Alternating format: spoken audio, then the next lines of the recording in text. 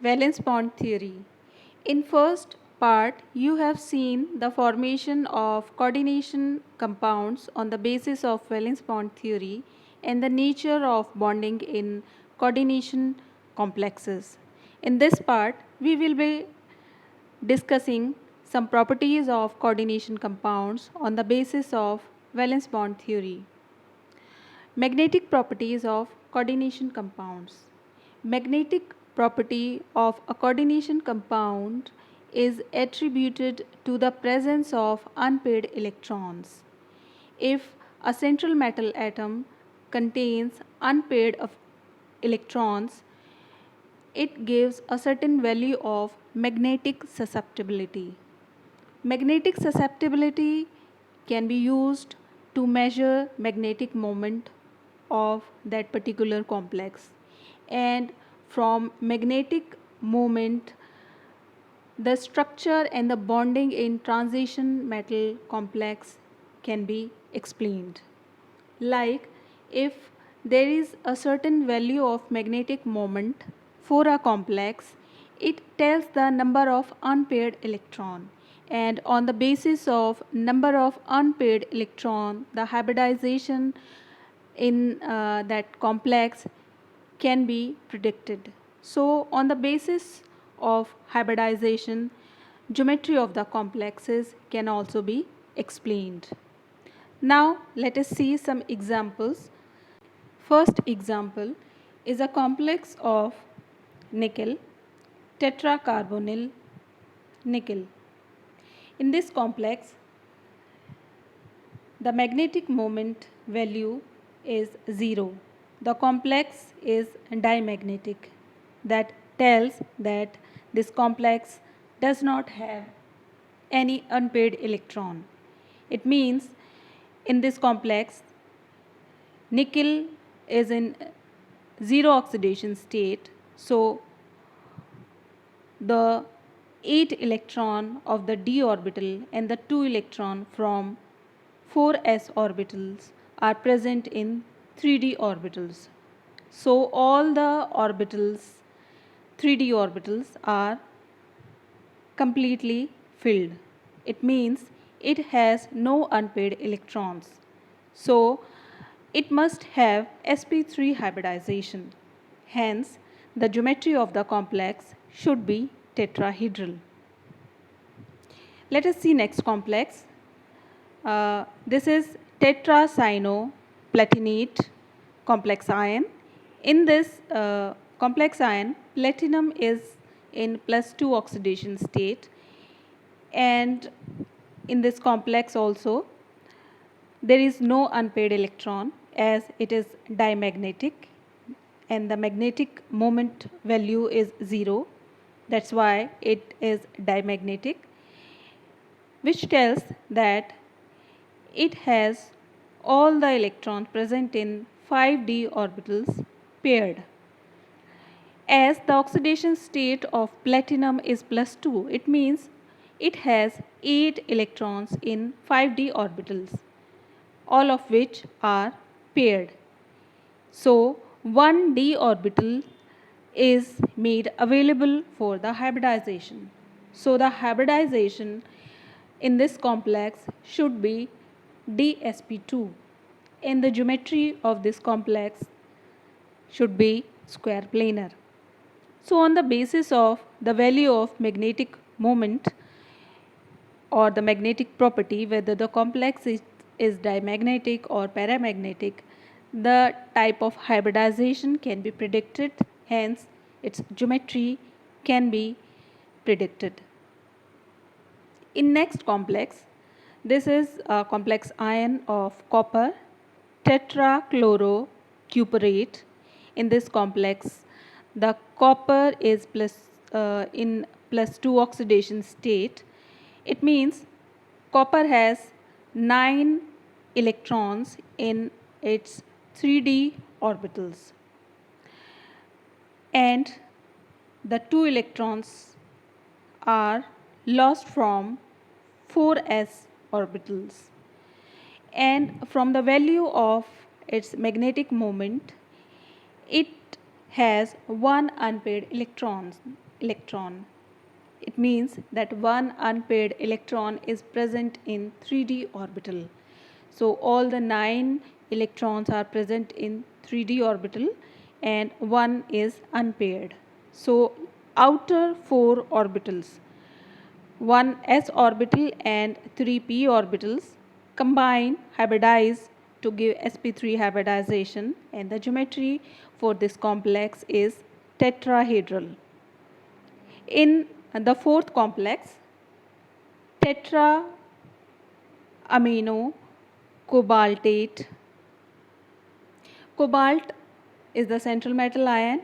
It is in +3 oxidation state in this complex, and in this oxidation state cobalt must have 6 electrons in 3D orbitals, and from magnetic moment value it has 2 unpaired electrons. It means the electronic configuration for this metal ion should be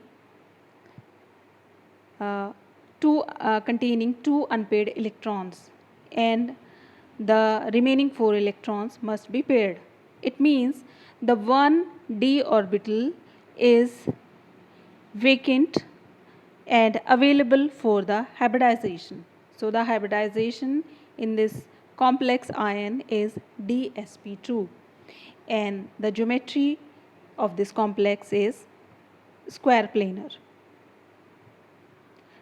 Now let us see some complex ions of coordination number 6. In first complex ion, this is hexacyanomagnate ion.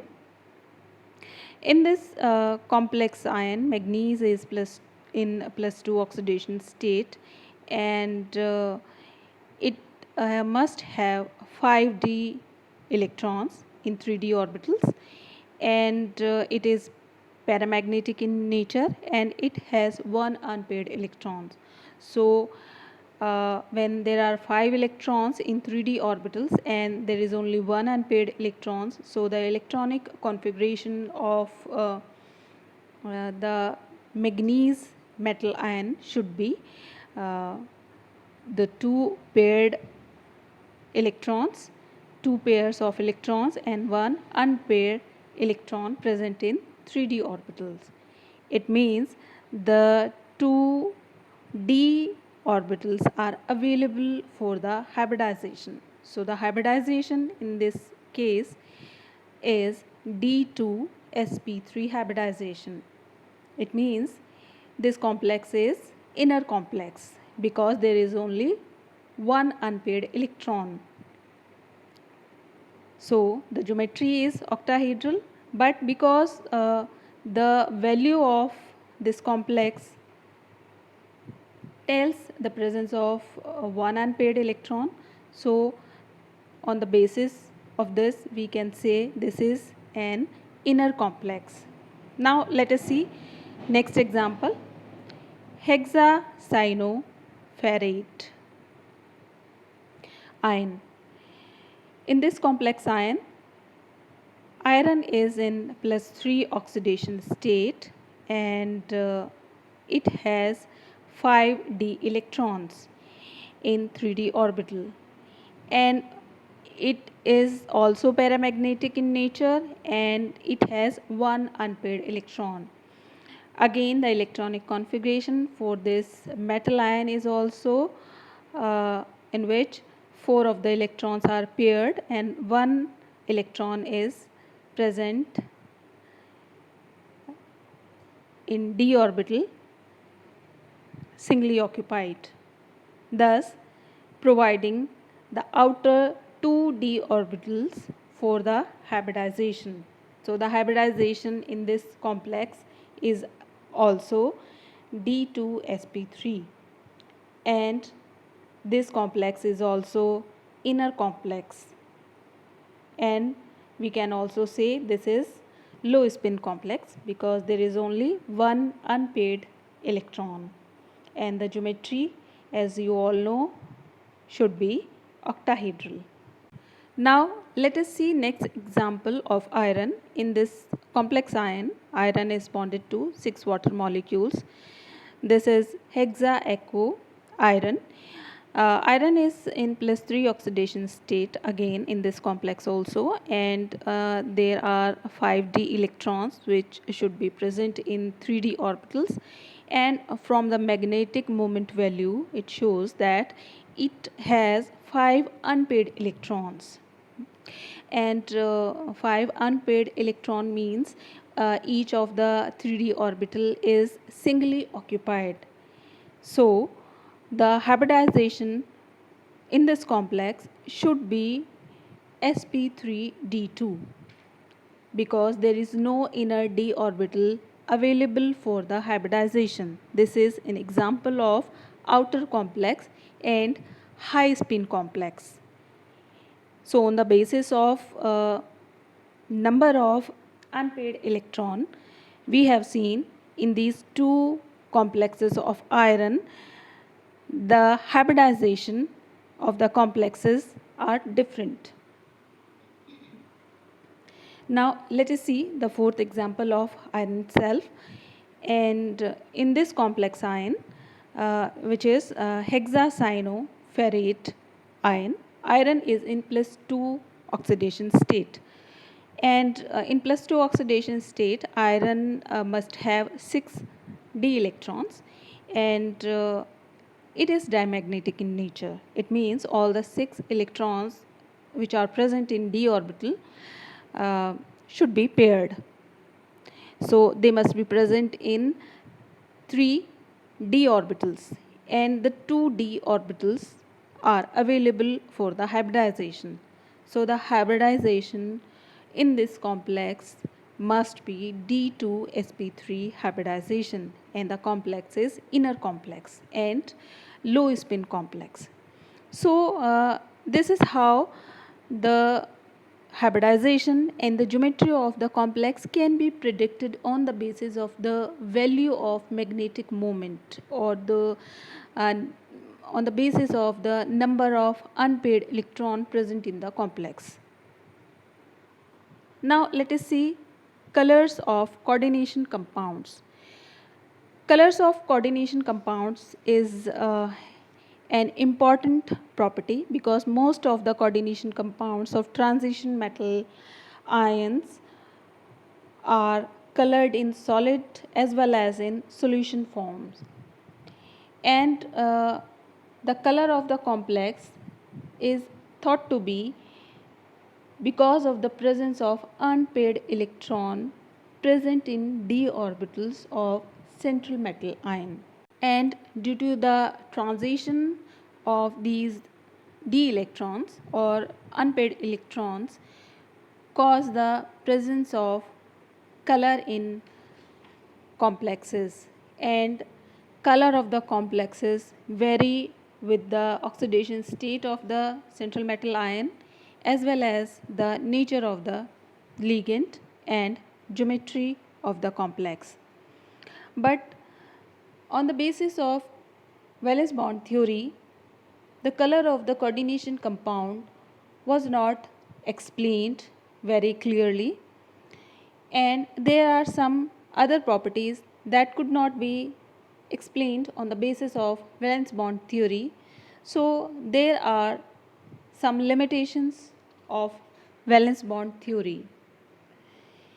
As we have studied the complexes, their formation and the magnetic properties and the color of the complexes, valence bond theory had been able to explain many of the properties and the formation of the complexes, but still it provides only qualitative explanation for the complexes, and it does not explain the color and the electronic spectra of the complexes.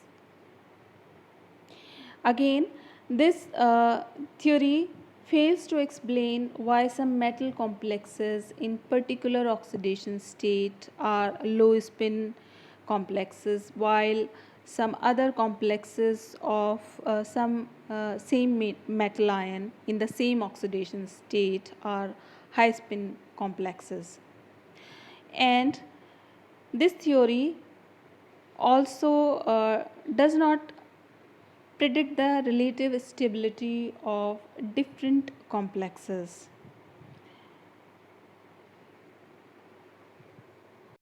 This theory does not explain the variations of magnetic moment values with temperature, and also may predict value of magnetic moment wrongly.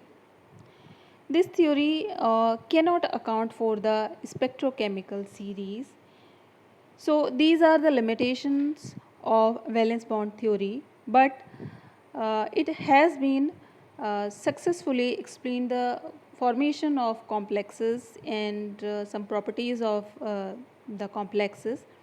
But as we in starting have seen that there are three advanced theories that explains the bonding in coordination compounds. So we will discuss the next theory of coordination compounds in next videos.